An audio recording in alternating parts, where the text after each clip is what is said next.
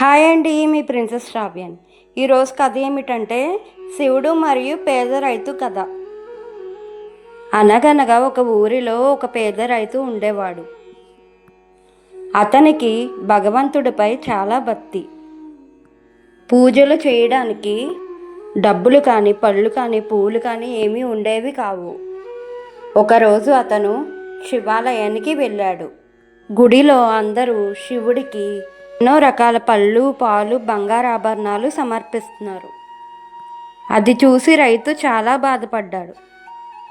స్వామి, నా దగ్గర నీకివ్వడానికి ఏదీ లేదు.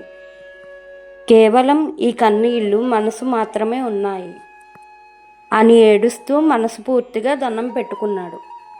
పక్కనే ఉన్న చెట్టు నుండి బిల్వపత్రాలు, మారేడు ఆకులను కోసి శివలింగం పైన పెట్టారు. అప్పుడు శివుడు ప్రత్యక్షమయ్యాడు. చుట్టూ ఉన్న ధనవంతులు పూజలు కాదని ఆ పేద రైతు భక్తికి మెచ్చి అతనికి దర్శనం ఇచ్చారు. శివుడు రైతుతో ఇలా అన్నాడు, నాకు నీ బంగారంతోనో డబ్బుతోనో పని లేదు. నువ్వు ప్రేమతో ఇచ్చిన ఈ ఆకులు చాలు. నీ భక్తికి నేను సంతోషించాను.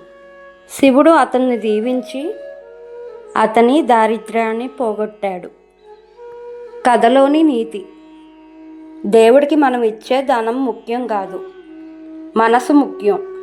నిజమైన భక్తితో, ప్రేమతో ఏమి ఇచ్చినా స్వీకరిస్తాడు. ఈ కథ కనుక నచ్చుంటే లైక్ చేసి మీ ఫ్రెండ్స్కి షేర్ చేయండి. ఇంకా నా ఛానల్ని ఇంకా సబ్స్క్రైబ్ చేసుకోకపోతే సబ్స్క్రైబ్ చేసుకోండి.